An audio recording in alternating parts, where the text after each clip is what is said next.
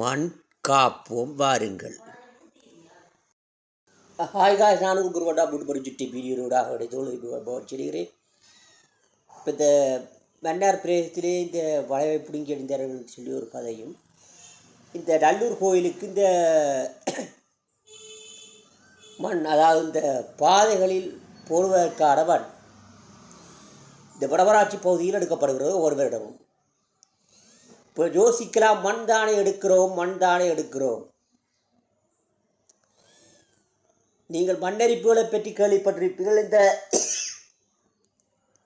இந்த மண்ணரிப்பானது தொடர்ச்சியாக நடைபெறுகின்ற சந்தர்ப்பத்தில் ஒரு காலத்தில் எங்கு மண் எடுக்கப்படுகின்றதோ அந்த இடம் சிறிதாக கடலுக்குள் போவதற்கான சாத்தியக்கூறு இருக்கின்றது. என்னென்னா, கடலுக்குள் போய் விடுவார். எவ்வாறு? நீங்கள் குறித்த இடத்தில் மண்ணை ரப்பிக்கொள்ளுங்கள். ஒரு குறித்த இடத்தில் மண்ணை ரப்பிக்கொள்ளுங்கள். நான் சொல்லுகின்ற விஞ்ஞான செயல்முறை மாதிரி நீங்கள் செஞ்சு பாருங்கள்.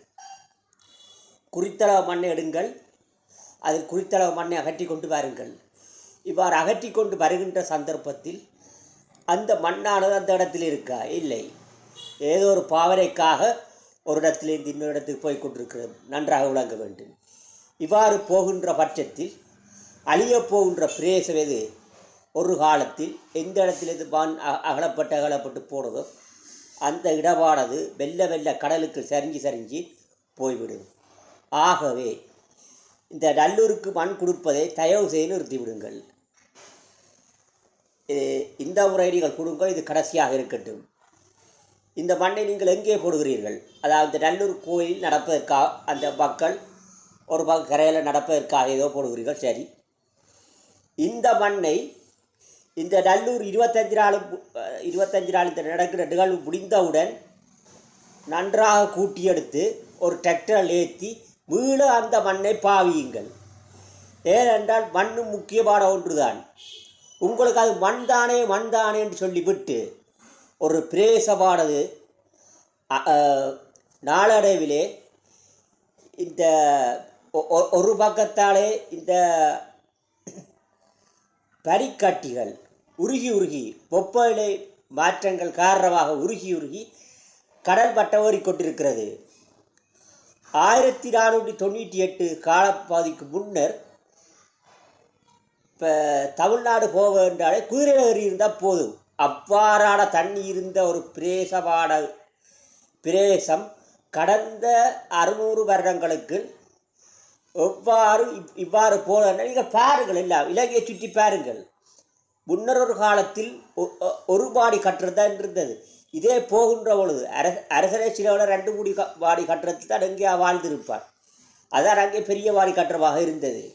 ஆனால் இன்றோ 42 பாடி, 45 பாடி, 38 பாடி, 35 பாடி, இப்படியே கொழும்பு வழியில் போனால் எல்லாம் பார்க்கலாம். யாழ்ப்பாணத்திலே இப்போ 7 மாடி கட்டுற அளவுக்கு வந்துட்டுது. அப்போ அதுக்கான மண் தேவையில் எங்கேருந்து போகின்ற நீங்கள் சிந்தித்து பாருங்கள். எங்கள் வடமராட்சியார் அழிந்து கொண்டிருக்கின்றது. இதை தட்டி கேட்பார் யாருமில்லை. வேறு நதிகள் இருக்கின்ற இடத்தில் எடுக்க இயலாதா? ஒரு சிங்கள பிரதேசத்தில் ஒரு நதி இருக்கின்றது, அந்த இடத்துல அரிச்சரிச்சு வரவன். இந்த ரோட்டுகளில் இருந்து அரிச்சரிச்சு வர இதுகளை சேர்த்து இப்போ இந்த கட்டுரைகளை கட்ட முடியும். இந்த பாரிய அளவு பெரிய கட்டடத்தை கட்டுவதற்காக கடலுக்குள்ளே சில அந்த கடலில் கரையிலே நல்ல உள்ளுக்கு நோண்டி மண் எடுப்பார்கள். நீங்கள் இந்த வெள்ளர கோயில் தீர்த்தத்துக்கு போயிருப்பீர்கள். அந்த தீர்த்தத்துக்கு போகிற இடத்துல திடீரென்று ஒரு சரி வரும். எவ்வாறு வந்தது யோசித்திருக்கிறீர்களா? நான் போகிற கும்பல்லா கோவிந்தான்னு சொல்லி உங்களுக்கு மண்ணை எடுத்து அவன் கோவிந்தா உன் தேசவன் சொல்லி அவன் சொல்லி கொண்டிருக்கிறான். நாங்கள் இதை மறைமுகமாக இந்த விஞ்ஞான படிப்புகளை ஓயிலில் சொல்லி கொடுத்தாலும், சீரவுஜி கண்ணங்கரா பிறந்து அவர் இலவச கல்வியை தந்தாலும், நாங்கள் அந்த கல்வியினுடைய பயன்பாட்டை ஒருபொழுதும் இங்கே நாங்கள் யோசிப்பதில்லை.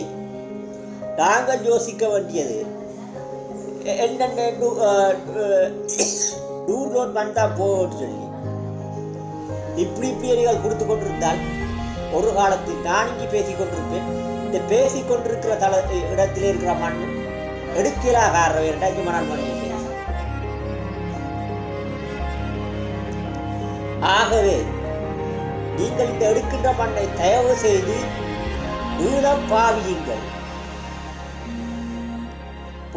பொறுத்தர் ஒரு விடயத்தை யூடியூப் தளமாக ஊடாகவோ ஏதோ ஊடாகவோ உங்களுக்கு சொல்லவில்லை என்றால் அவரை பயப்பட்டு கொண்டிருக்கிறார். சில வேலை ஏன் இதில் சொல்லுவார், இதில் கதைப்பார், எவ்வளவு கேடு கட்டு போனால் என்ன.